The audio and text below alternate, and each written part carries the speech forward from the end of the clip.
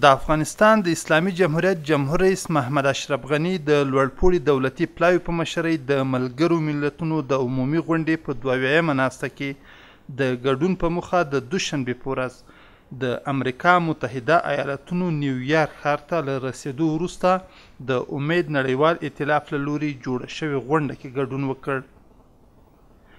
جمهور رئیس غني د امید نړیوال ائتلاف غونډې ته د وینا پر مهال چې د نړۍ د ځینو نورو هیوادونو مشرانو هم پکې حضور درلود وویل کرکه د لرېوالي او بربادۍ لامل کیږي او امید د واټنونو د له منځه وړلو پل دی. جمهور رئیس څرګنده کړه نړۍ په مبهم حالت کې ژوند کوي او په دغسې حالت کې باید د هغو اتلانو قدرداني وکړو چې نړۍ ته د امیدوارۍ مینې او هیلې خپرولو په برخه کې هلې ځلې کوي. د هیواد جمهور رئیس افغانستان ته د لورابوش سفر ته په اشارې وویل هغه مهال زه د کابل پوهنتون رئیس وم چې هغه له افغان ماشومانو او ښځو سره د مرستې په موخه کابل ته راغلې وه. جمهور رئیس غني څرګنده کړه اغلې لورابوش کابل ته د خپل سفر پر مهال د کابل پوهنتون د لیلي نجونو او ښځینه استادانو سره وکتل او له همدې امله یې په خپلو خبرو کې له هغې څخه مننه وکړه. د امید نړیوال ائتلاف له جمهور رئیس غني څخه هیله وکړه چې د دغه بنسټ له لوري برابر سوی ایوارډ په خپلو لاسونو لورابوش ته ورکړي. لورابوش له جمهور رئیس څخه هغې ته په خپلو لاسونو د ایوارډ ورکولو له امله مننه وکړه او همدارنګه یې د خپلې وینا پر مهال ټینګار وکړ چې دا به تل د افغانستان د خلکو خصوصا د ښځو ماشومانو ترڅنګ وي او خپلې مرستې به ورڅخه دریغ نه کړي. امید نړیوال ائتلاف په نړۍ کې د افراطیت او تاوتریخوالي پر ضد د مبارزې په موخه جوړ شوی دی چې په ځانګړي ډول له نجونو او ماشومانو سره د نړۍ په هیوادونو او افغانستان کې مرسته کوي. جمهور رئیس غني د سې شنبې په ورځ د ملګرو ملتونو د عمومي غونډې 22مه ناسته کې ګډون او وینا وکړه. په دغه غونډه کې د جمهور رئیس د وینا ژباړې ته مو پام راړوم. بسم الله الرحمن الرحیم. ښاغلی د ناستې مشر جلالتمآبانو اغلو او ښاغلو، نن چې زه دلته ستاسې په مخ کې ولاړ یم د هغو هوښیارو نارینهو او میرمنو یادونه کوم چې په 1945 کې له خپله دا شایستګي وښوده چې له تاریخ څخه زده کړه وکړي او د هغه په درسونو عمل وکړي. هغوی د دویمې نړیوالې جګړې له پایلو زده کړه وکړه او د یو لړ بنسټونو د رغولو له لارې یو نړیوال نظم رامنځته کړ چې د دې نظم په وسیله راتلونکو نسلونو ته د امنیت او ثبات فرصت برابر کړي. هغه مهال ملګري ملتونه، نړیوال وجهي صندوق، نړیوال بانک او نور بنسټونه پر همدې اساس رامنځته شول چې د نړیوالو ننګونو د مقابلې په برخه کې همغږي رامنځته او د انسانیت پر خلاف جرایمو ته د پای ټکی کېږدي. د هغو ځیرک وګړو د تصور او هڅو په کچه، وسعت او چټکتیا کې ښایي لږ خلک شک ولري، خو دا فیصله به تاریخ ته پرېږدو چې دا بنسټونه به د نن او سبا ننګونو ته څنګه ځواب ووایي.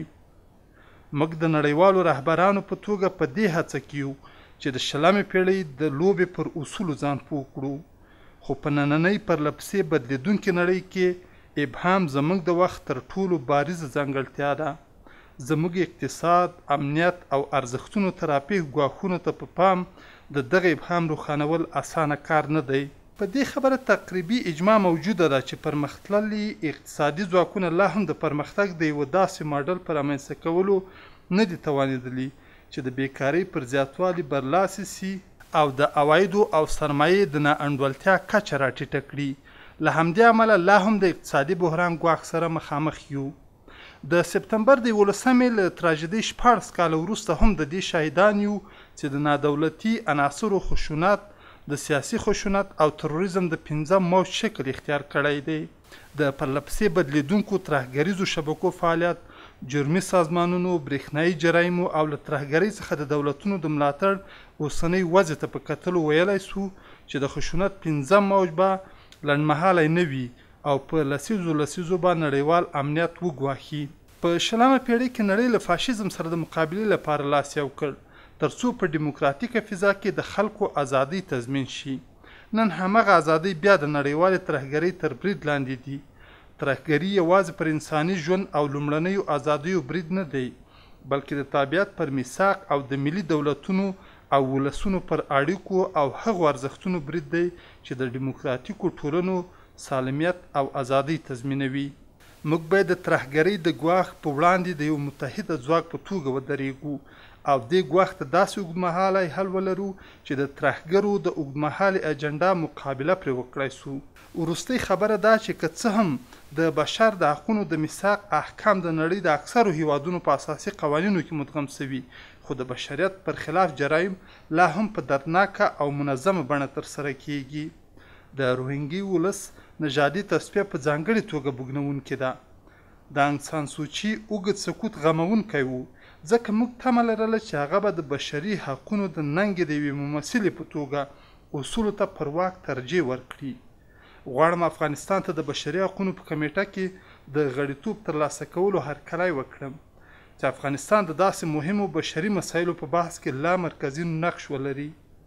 موږ د هغو خلکو په توګه چې لا هم بشري ضد جرایم لکه میرزولن کلي کې د ملکي وګړو وروستۍ وژنه او په کابل او هرات او بل هر ځای کې پر جماعتونو برید تجربه کوي. د بشري حقونو څخه ملاتړ کې د خپل غږ د زیاتولو غوښتونکي یو. غواړم افغانستان ته د بشري حقونو په کمیټه کې د غړیتوب ترلاسه کولو هرکلی وکړم چې افغانستان د داسې مهمو بشري مسایلو په بحث کې لا مرکزي نقش ولري. موږ د هغو خلکو په توګه چې لا هم بشري ضد جرایم لکه میرزولن کلي کې د ملکي وګړو وروستۍ وژنه او په کابل او هرات او بل هر ځای کې پر جماعتونو برید تجربه کوي د بشري حقونو څخه ملاتړ کې د خپل غږ د زیاتولو غوښتونکي یو. په 21مه پیړۍ کې د ویجاړونکو او ستونزمنو بدلونونو مقابله په نړیواله، سیمه ییزه، ملي، محلي او د افرادو په کچه یوځایي او همغږي اقدامات لازموي. په اوسنیو شرایطو کې د ملګرو ملتونو داسې اداره چې درناوی، مؤثریت او وړتیا ولري د وخت غوښتنه ده. موږ باید خپل د 20مې پیړۍ بنسټونه ازموینې ته وړاندې کړو. په دې مناسبت زه جلالتمآب میروسلاف لجکک ته د ملګرو ملتونو د عمومي غونډې د 22مې ناستې د مشرتابه مبارکي وایم. غواړم په تیره دوره کې د جلالتمآب پیټر ټامسن د هڅو یادونه او قدرداني وکړم او هم د جلالتمآب سکرتر جنرال ګوتریس لخوا د ملګرو ملتونو د اصلاحاتو د پیل هرکلی کوم. که نن د ملګرو ملتونو موسسه نه وای، موږ به د نن اړتیاو د ځوابولو لپاره د دې موسسې د رامنځته کولو اړتیا محسوسه کړې وای. په اوسنۍ نامطمئنه فضا کې د بشر حقونو د نړیوال میثاق د ژمنو ترسره کول د دې اړتیا پېښوي چې د ملګرو ملتونو د موسسې اساسي وظایف له سره وکتل سي، کاري پروسې له سره وسکښتل سي، د دې سازمان ارزښتونه او کاري کلتور له سره احیا سي او د حساب ورکولو په نظام کې اصلاحات راوستل سي. د دې لپاره چې د ملګرو ملتونو موسسه زما د هیواد په څیر د یوه هیواد لپاره معنا ولري، باید د یوه وجود په توګه دنده ترسره کړي چې دا هدف لا هم نه دی ترلاسه سوی. د ملګرو ملتونو د استازو کوم میراثي ماډل چې موجود دی او د تخنیکي مرستو ظرفیت جوړولو د یوې وسیلې کار ورڅخه اخیستل کیږي، باید د بازار ازموینې په تیره د قیمت او ارزښت پرتلې او د حکومت، خصوصي سکتور او نادولتي مؤسساتو په پرتله د نتایجو د پایدارتوب ازموینې ته وړاندې سي چې د بیلګې په توګه د پیسو د ارزښت او د حکومت په پرتله د پایلو، پایداري، خصوصي سکتور او د خدمتونو د وړاندې کولو د غیر دولتي ډولونو نوم یادولی سو. دوه طرفه حساب ورکول د همکارۍ او د شراکت د پراختیا او اعتماد جوړونې ازمویل سوې لاره ده. زه ویاړم چې په دې پرتمینه غونډه کې د افغانستان د خلکو په استازی برخه اخلم او وینا کوم. موږ سختۍ، محرومیت او وچکالۍ په متانت زغملي دي. د تیري مقابله مو په زړورتیا کړې ده او تل مو په وطن دوستۍ له خپلې خاورې دفاع کړې ده. زموږ خلک او سرتیري د ترهګرۍ د نړیوالې جګړې په لومړۍ کرښه کې د ډیموکراتیکو ازادیو په دفاع کې هره ورځ د اتلولۍ او فداکارۍ مظاهره کوي. موږ هم د یو ملت، یو دولت او یو ولس په توګه له هغو ننګونو فرصتونو سره ځان له سره عیاروو چې په 21مه پیړۍ کې ورسره مخامخ یو. د ترهګرۍ د مقابلې او د جنوبي اسیا د ثبات په برخه کې د ولسمشر ټرمپ د ستراتیژۍ له اعلان وروسته له متحده ایالاتو نړیوالې ټولنې سره د افغانستان پایدار شراکت نوی سوی دی او نوی روح یې اخیستی دی. موږ د دې ستراتیژۍ چې د ډاډ لور ته یې سیخ کړي یو هرکلی کوو. د افغانستان خلکو له کلونو څخه له متحده ایالاتونو د دې ډول پریکړې هیله درلوده. موږ یوازې د سیاسي حل لارې په واسطه پایداره سولې ته رسیږو. موږ د طالبانو په لیکو کې ټول خلک رابولو چې له بین الافغاني مذاکراتو سره یو ځای سي. موږ همدارنګه له ګاونډیانو سره د مذاکراتو یو فرصت لرو چې څنګه له یو بل سره صادقانه کار وکړو ترڅو تروریزم له منځه یوسو او افراطیت مهار کړو. زه پر پاکستان غږ کوم چې له موږ سره رفاه ته د رسېدو لپاره د سولې، امنیت او سیمه ییزې همکارۍ په برخه کې د دولتونو په کچه هر اړخیز بحث ته داخل سي. افغان حکومت دا ثابته کړې چې د خپلې داخلي پروسې له لارې لکه چې له حزب اسلامي سره د سولې په تړون ثابته کړه سولې ته ژمن دی. اوس موږ پر خپلو ټولو نږدې او لرې ګاونډیانو غږ کوو چې د کابل پروسې له لارې د سیمه ییزې سولې او ثبات لپاره له موږ سره په هر اړخیزه هڅو کې همکاري وکړي. بیا هم په داسې حال چې وړاندې ګامونه اخلو له نړیوالو همکارانو د لیدلوري د بدلېدو غوښتنه کوو. له ډېرې مودې راهیسې د افغانستان جګړې ته د کورنۍ جګړې په سترګه کتل کیږي، خو دا جګړه زموږ په خاوره کې نه بلکې زموږ پر خاوره ده. نن ورځ د افغانستان پر خاوره څه باندې 20 نړیوالې ترهګرې ډلې فعالیت کوي. د افغانستان راتلونکی ځکه اهمیت لري چې موږ د ترهګرۍ د ګواښ د له منځه وړلو په کار کې د نړیوالو هڅو په لومړۍ کرښه کې یو. زموږ زړور سرتیري هره ورځ د دې موخې لپاره جنګیږي او قرباني ورکوي او د افغانستان د واکمنۍ لپاره جنګیږي. که څه هم موږ افغانان په لومړۍ کرښه یو، خو د ترهګرۍ ګواښ پولې نه پیژني. د ترهګرو ډله لپاره پر کابل او یا هم بروکسل، پاریس، بارسلونا، لندن او یا بل هر ځای کې برید همغه ډول بریا ده. د ولسمشر ټرمپ په نوې ستراتیژۍ کې د ترهګرو چې موخې پولې نه پیژني د پناه ځایونو نه منل. ډاډمن یم چې د ځان بساینې او سمونو په برخو کې زموږ پروګرامونه چې نړیوال ملاتړ ورڅخه کیږي موږ به یو ځل بیا د پیاوړتیا او ځان بساینې په لور بوزي. خو له دې سره سره یوازې د نړیوالو همکارانو مرستې ژمنې موږ په افغانستان کې یو ځای بریا ته نسي رسولی. د بریا کلي په حقیقت کې له موږ افغانانو سره ده. نن چې د بدلون لسیزې ته د افغانستان د داخلولو لپاره زموږ د کار نږدې 3.5 کاله کیږي، موږ افغانستان د ثبات پر یوه ډګر بدلو. اساس ایښودل سوی، موږ د اصلاحاتو لاره معلومه کړې او په شدت یې تعقیبوو.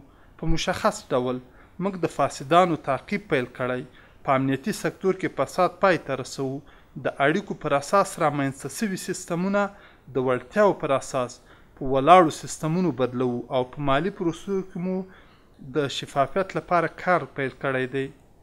موږ همدارنګه د ټولنې هغو وګړو، ځوانانو، میرمنو او بېوزلو ته پاملرنه کوو چې تل هیر کړل سوي دي، خو همدوی د ملت د مقاومت اساس جوړوي.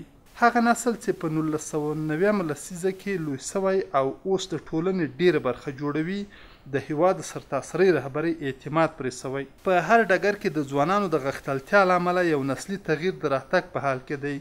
دا نسل به حکومتي اداره خدمت محورې او ولس محورې ادارې ته واړوي. افغان میرمنو بېشانه خواریو کې ځانونه هر خطر ته سپر کړل، خو زموږ د ټولنې بافت او اړیکې ژوندۍ وساتلې. خو دوی تر وروستۍ کچې په ټولنه کې له پامه غورځول سوي دي. دا حالت د منلو نه دی او قیمت یې زموږ ملت ادا کوي. خو نن ورځ د افغانستان په تاریخ کې تر بل هر وخت ډېرې افغان میرمنې په حکومت، کاري ځواک او مدني فعالیتونو کې دخیلي دي. خو لا هم ډېر مزل په مخ کې دی. اوس مهال 6 میرمنې د سفیرانو او 4 میرمنې د کابینې د وزیرانو په توګه کار کوي. په ساده ټکو د ښځو غښتلتیا زموږ د راتلونکي لپاره حیاتي ارزښت لري. بېوزلي میرمنې او ځوانان له توکمیز، ژبني، جنسیتي او مذهبي کرښو ورهاخوا زموږ د هیواد عددي اکثریت جوړوي. شاوخوا 40% افغانان اوس هم د بېوزلۍ تر کرښې لاندې ژوند کوي.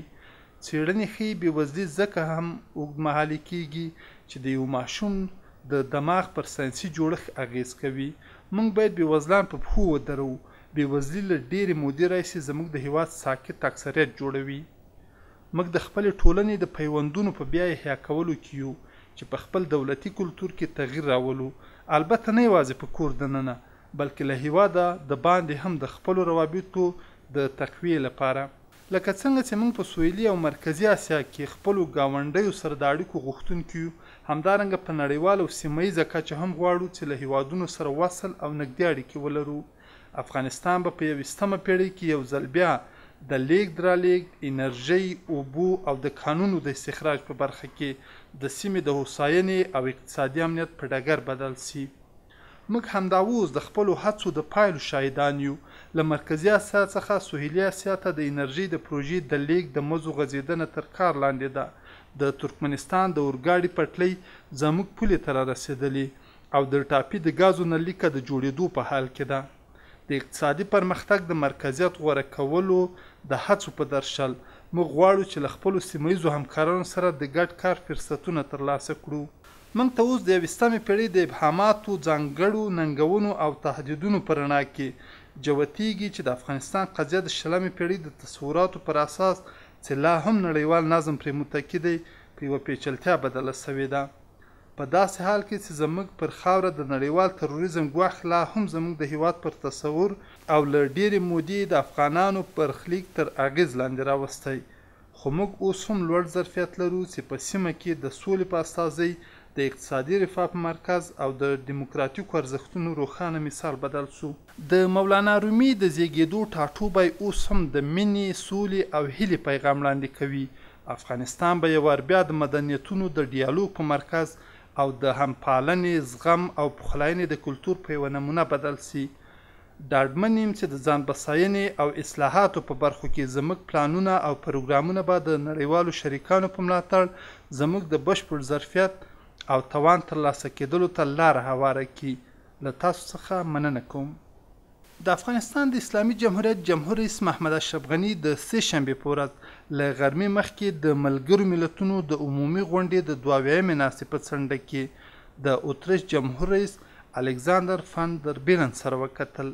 د اتریش جمهور رئیس په دې خوښي وښوده چې امریکا متحده ایالاتونو ته د جمهور رئیس غني د سفر په جریان کې له هغه سره د کتنې فرصت برابر سو. په دغه کتنه کې دواړو مشرانو د سولې، سیمه ییزې همکارۍ، ترانزیت او د سوداګرۍ د ودې په اړه بحث او خبرې وکړې. جمهور رئیس غني له افغانستان سره په بېلابېلو برخو کې د اتریش د همکاریو مننه وکړه او همدارنګه د حرفوي زده کړو د تجدید وړ انرژۍ په برخو کې د اتریش بریالیو تجربو ته په اشارې د اتریش جمهور رئیس څخه له افغانستان سره د همکارۍ غوښتنه وکړه.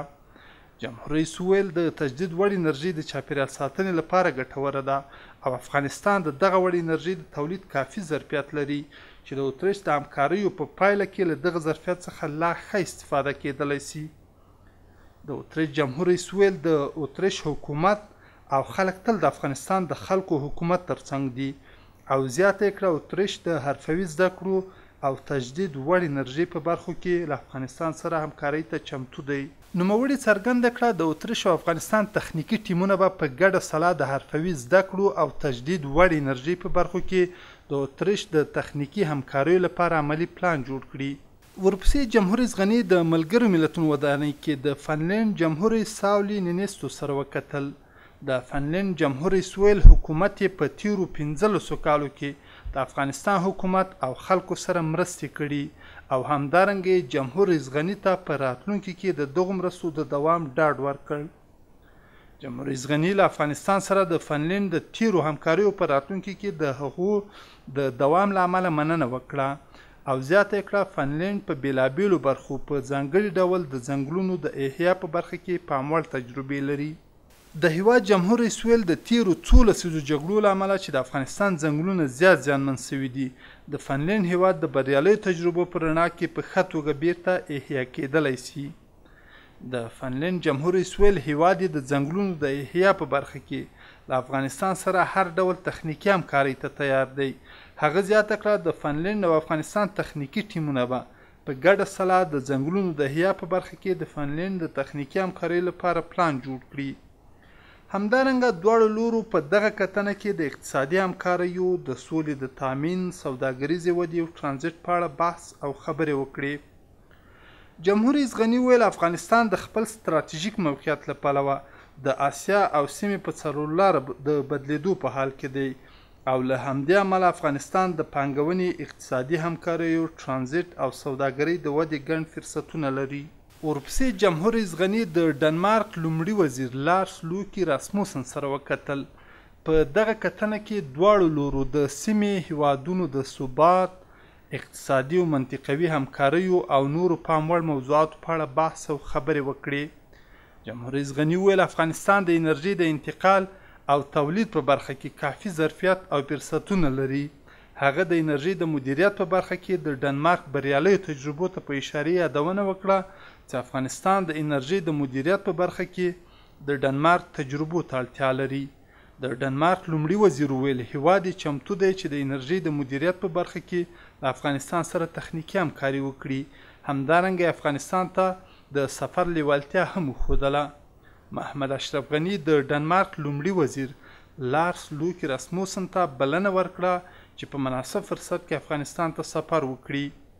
د ډنمارک لومړي وزیر له جمهور رئیس څخه په مننې وویل په مناسب فرصت کې به افغانستان ته سفر وکړي او له ده سره په کتنه کې به د افغانستان او سیمې په مسایلو د نږدې بحث او خبرې وکړي. د افغانستان د اسلامي جمهوریت جمهور رئیس محمد اشرف غني په نیویارک ښار کې د متحده عربي اماراتو د بهرنۍ چارو وزیر شیخ عبدالله بن زاید النهیان سره وکتل.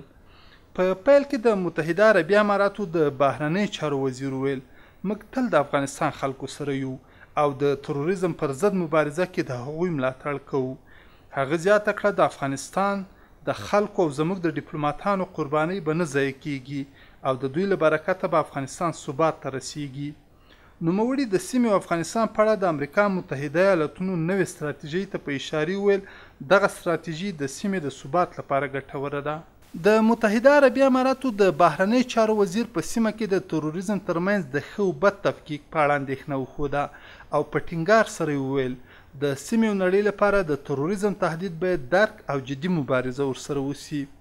شیخ عبدالله بن زاید النهیان د هیواد جمهور رئیس ته بلنه ورکړه چې په متحده عربي اماراتو کې د نومبر په میاشت کې د موزیم د پرانیستې مراسمو کې په خپله ګډون وکړي او یا هم افغان پلاوی ورواستوي.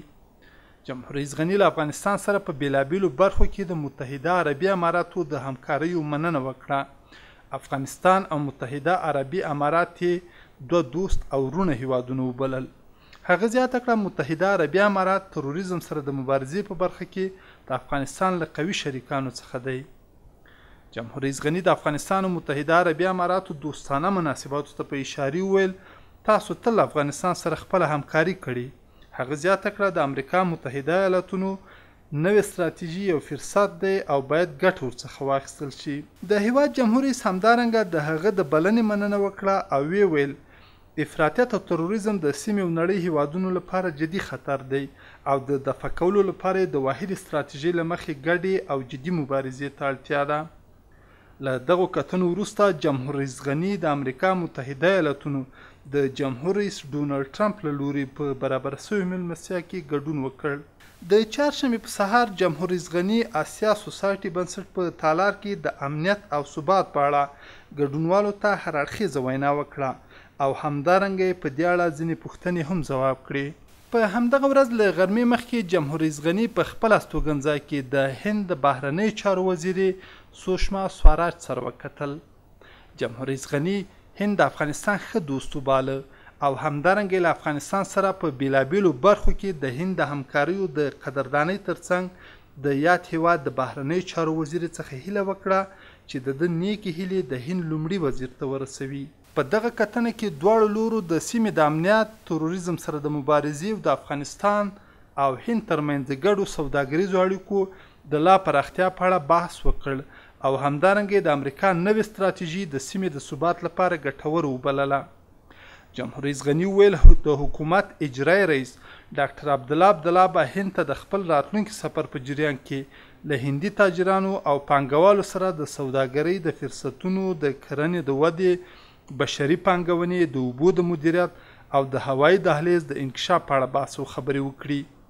د هند د بهرنۍ چارو وزیر د سیمهیزې اقتصادي همکارۍ په برخه کې د افغانستان حکومت او په ځانګړي ډول د جمهور رئیس هلې ځلې وستایلې او د سیمهیزو اقتصادي همکاریو او زیربنایي پروژو فرصتونه یې د سیمې د ثبات او انکشاف لپاره ګټور وبلل. د هیواد جمهور رئیس امریکا متحده ایالاتونو ته د خپل سفر په 4 ماښام په نیویارک ښار کې د اتلانتیک شورا له لوري د خصوصي شرکتونو مدیرانو سره په برابره شوې غونډه کې ګډون وکړ. په دغه غونډه کې چې د امریکا د بهرنۍ چارو وزارت مرستیالې د اوپک سازمان استازي افغان تاجر احسان الله بیات او د بیلابیلو هیوادونو پانګوالو تاجرانو پکې ګډون درلود. جمهور رئیس بهرنیو پانګوالو او تاجرانو ته په افغانستان کې د برېښنا بندونو جوړولو، د تجدید وړ برېښنا د تولید، زیربناوو، کانونو، کرنې او نورو برخو کې د پانګونې او سوداګرۍ د بېلابېلو فرصتونو په اړه معلومات ورکړل. یادو پانګوالو او تاجرانو په افغانستان کې د سوداګرۍ او پانګونې د شته فرصتونو په اړه د بحث پر مهال دغه فرصتونه ګټور وبلل. د استرالیا تاجرانو د کانونو رایستلو او همدارنګه ځینو نورو بېلابېلو برخو کې د پانګونې لیوالتیا وښوده.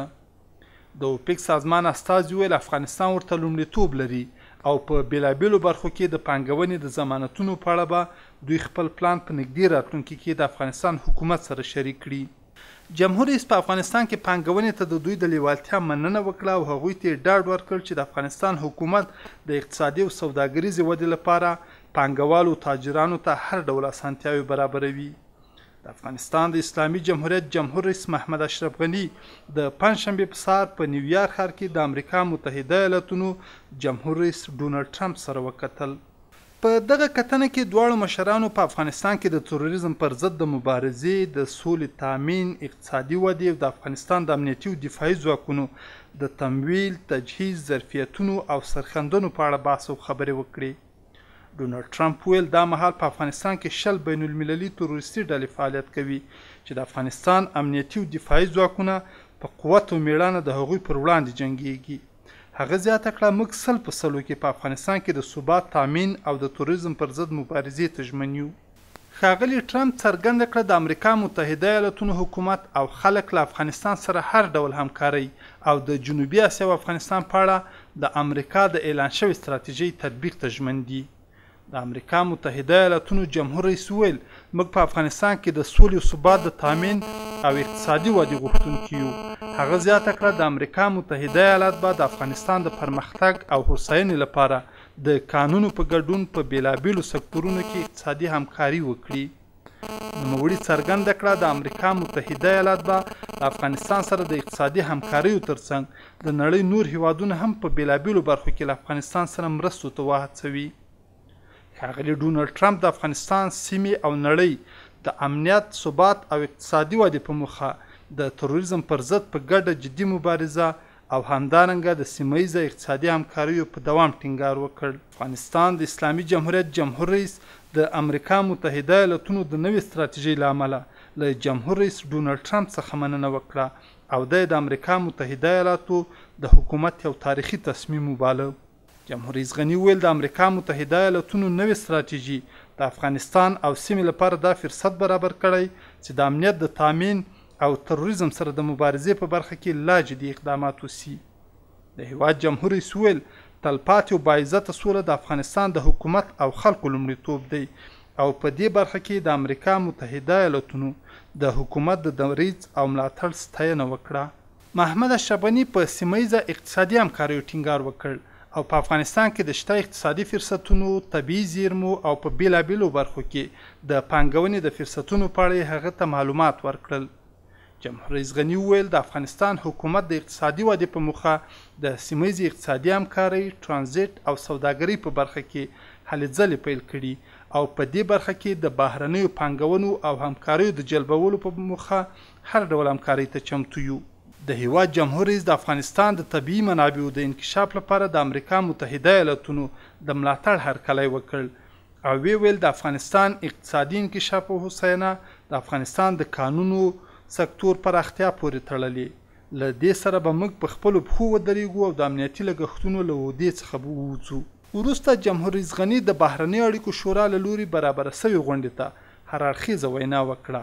په همدغه ورځ ماسپښین مهال جمهور رئیس غني د ملګرو ملتونو سرمنشي انټونیو ګوتریس سره وکتل. د هیواد جمهور رئیس او د ملګرو ملتونو سرمنشي په دغه کتنه کې چې د ملګرو ملتونو سازمان ودانۍ کې ترسره سوه په افغانستان کې د سولې او ثبات، تروریزم سره د مبارزې او سیمه ییزو مسایلو په اړه بحث او خبرې وکړې. جمهور رئیس غني څرګنده کړه چې په افغانستان کې د ملګرو ملتونو د اصلاحاتو ارزونه پای ته رسېدلې او د افغانستان حکومت د دغو اصلاحاتو هرکلی او ستاینه کوي. د ملګرو ملتونو سرمنشي په افغانستان کې د سولې بهیر څخه خپل ملاتړ اعلان کړ او زیاته کړه ملګرو ملتونو سازمان به د افغانستان دولت او خلکو سره د دوامدار همکار په توګه پاتې شي. نوموړي دا هم ویل چې موږ به د اصلاحاتو له لارې په افغانستان کې د ملګرو ملتونو سازمان د بنسټونو ترمنځ همغږي او د دوی کاري موثریت زیات کړو. جمهور رئیس غني د امریکا متحده ایالاتونو ته د سفر په وروستي ماښام په خپل استوګنځای کې له یو شمېر هغو امریکایانو او د دوی له کورنیو سره وکتل چې په افغانستان کې دندې ترسره کړي دي.